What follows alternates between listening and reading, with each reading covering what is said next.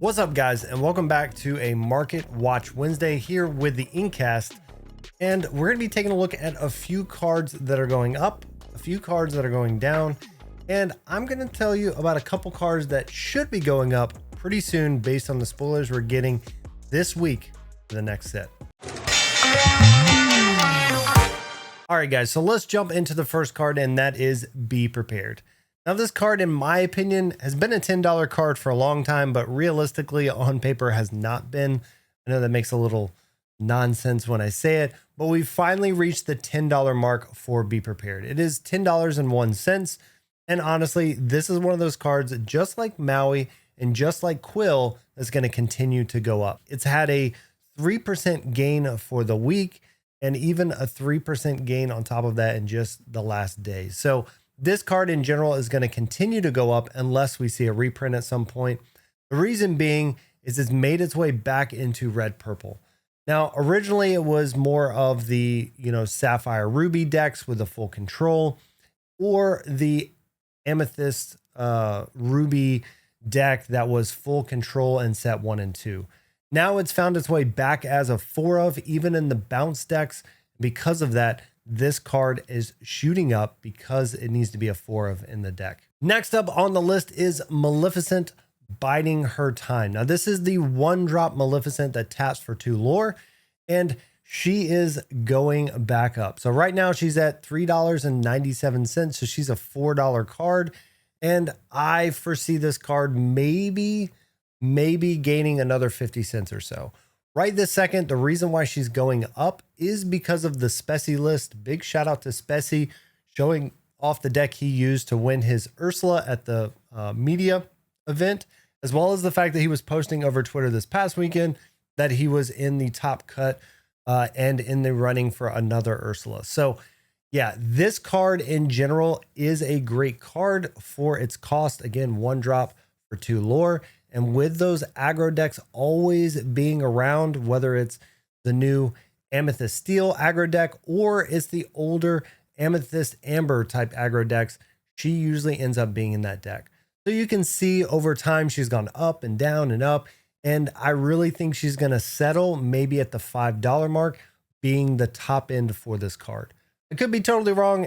We may see something else, but I just foresee, just like we saw with Lilo, this card over time getting power creep out. But as of right now, she's still great for a 1-drop, giving you 2 lore in the Amethyst color. Next up, for cards that are gaining, we have Sisu. This is the 3-drop Sisu. And like we've seen every week, it is a top seller when it comes to card market and the markets right now.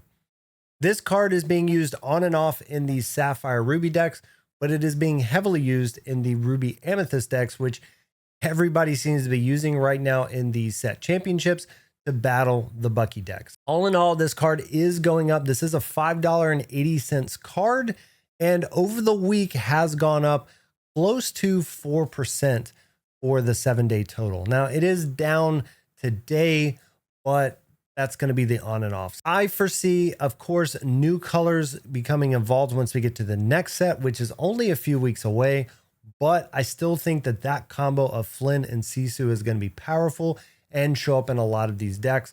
So you should be able to, feel good about this one staying at least a $5 card. All right, so the next few cards I want to look at are, the cards that are related to Bucky. And after the massacre of our Squirrel, we have Diablo. So Diablo is one of those cards we have watched this entire set skyrocket into the $60 plus mark and quickly all fall once the Bucky news came out. So if we look at one of the lowest points Diablo was $47.37. And right now, Diablo is back up to $38.32. So Diablo has started to come back up because I think people are realizing, yes, Bucky was strong and it was annoying and he did need a change, maybe not what they did to him, but Diablo is the card that really made that deck amazing. Bucky was back in the last set and people were using things with him and Prince John and the shifts and all of that, but it was really truly Diablo giving you that card advantage that made the deck soar to the heights that it did.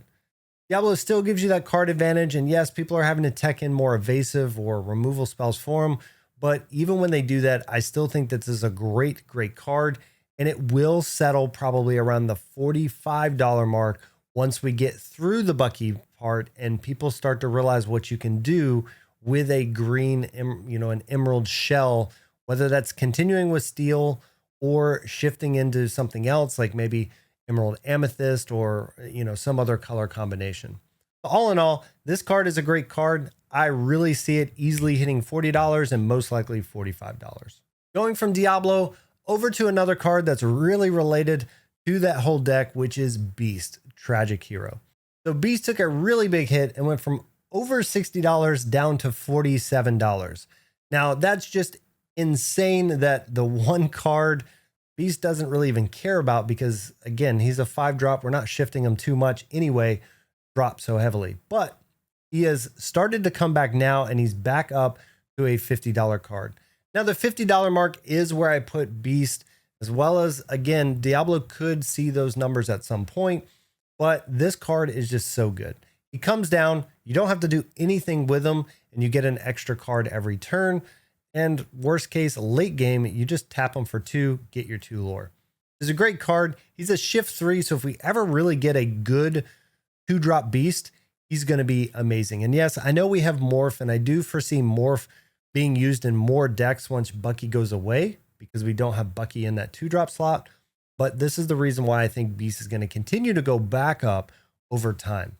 So right now you've got him at almost $51, and I foresee him continuing to rise over the next couple weeks to go back to that $55 and maybe even $60 mark once people realize that, hey, it's fine. Bucky's gone. Beast is still here. Beast was so good even before the Bucky deck came out. So yeah, that's where I have him with Beast. He's definitely going to continue to go back up and get back to where he was. And the last card I want to talk about in that Bucky world, because of all the spoilers we're getting, is of course Robin Hood. So Robin Hood, champion of Sherwood. Now he was at close to $50, and then he took a giant hit all the way down to $35, but he is starting to come back. So he's went from that $35 mark all the way back up to $38 already. So he is little over $38, and I foresee this card again continuing to go up. He is a very powerful shift at a shift 3. Having a really good 2/2 1-drop Robin Hood is amazing. And we've just had spoilers for like 3 other Robin Hood. All right, so Editor Dan here. And of course, yeah, I forgot to put this in here because it didn't show up on Lorcana.gg, but I did want to just go through real quick with the Bucky promos. So we're talking about all of the cards around Bucky falling and jumping and all of that. But one of the biggest things that happened this past week is the crazy amount of, jump that Bucky promo did. And of course, Bucky foil did as well. Because whenever you hear errata, changing of text, we're getting a new printing. Everybody seems to think these older cards are going to have a whole bunch of value. Technically, I guess they will have value. Promos more likely have more value than the others. But what we were seeing and people trying to sell it for $20 a piece just isn't a thing. Now, it did jump from about $3 on average of the card.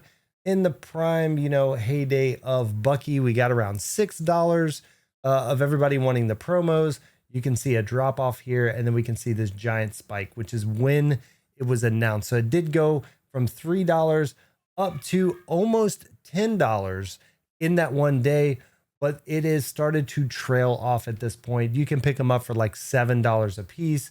And if we look at, the sales, most of the sales were around that $6-7 mark. So, those Buckies that were listed for $20, they didn't sell. Nobody really wanted to pay that much for them, but they were around $7 or $8.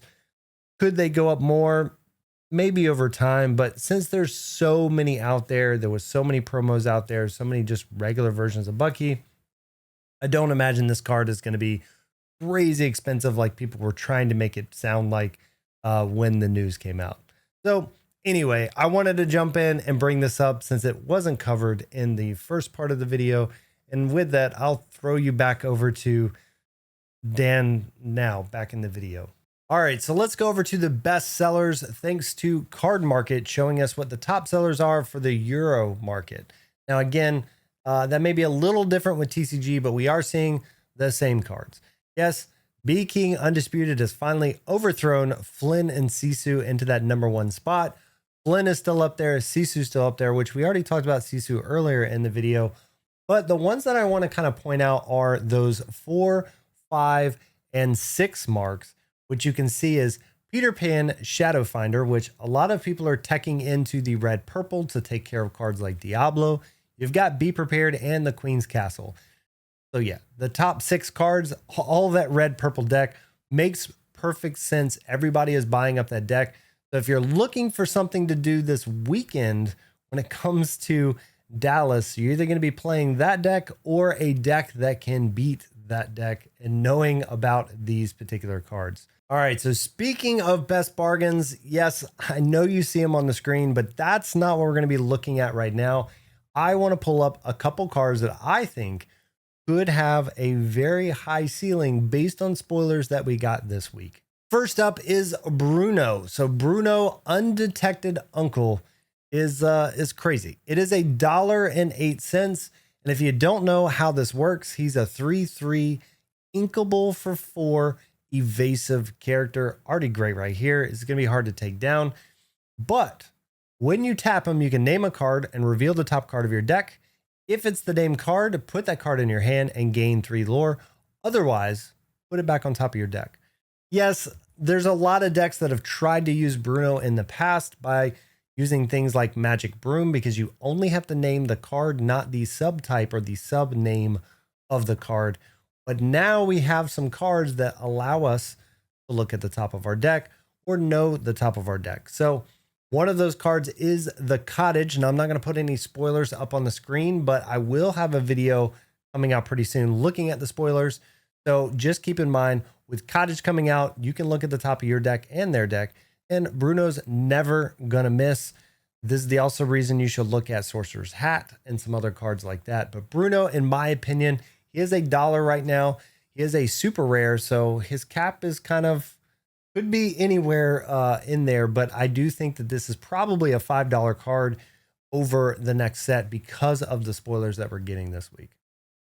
The next card I'm going to point out is Beast Relentless. Now, this is a card that has gone up and down over time, but being a legendary should keep some type of value somewhere, and this is a $5.13 card.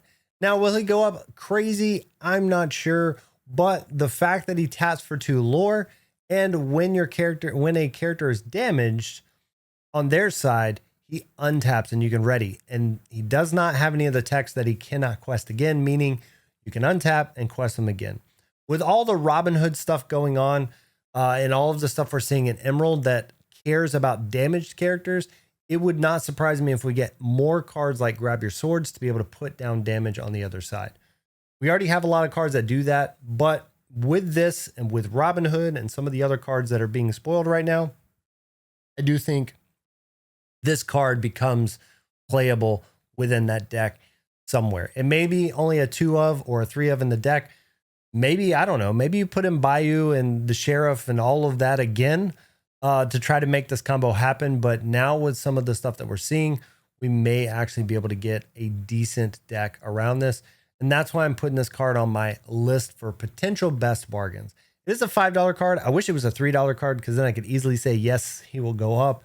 But I do feel like this card has some ability to maybe go up over time with what we're seeing. All right, and that is going to wrap us up for this week's Market Watch. Again, not a lot of cards going up. We're seeing a handful of cards coming down because of all the announcements that were made. But there is definitely going to be a lot of cards that will be moving in the next week or two as we start to continue to get our full list of spoilers. Now, I plan on getting with the guys later this week to do a video looking at all the spoilers that are out there. So keep your eyes out for that. And yeah, we may start messing around with some of these decks as the set gets released and we go over to Disney Springs to pick up all the new cards. So appreciate you guys for supporting the channel. And if you haven't already done it, make sure below, hit that like button, hit the, a comment, let us know what card do you think has the potential of going up based on everything that we're being spoiled right now with Shimmering Skies. Until next time, guys, y'all take it easy.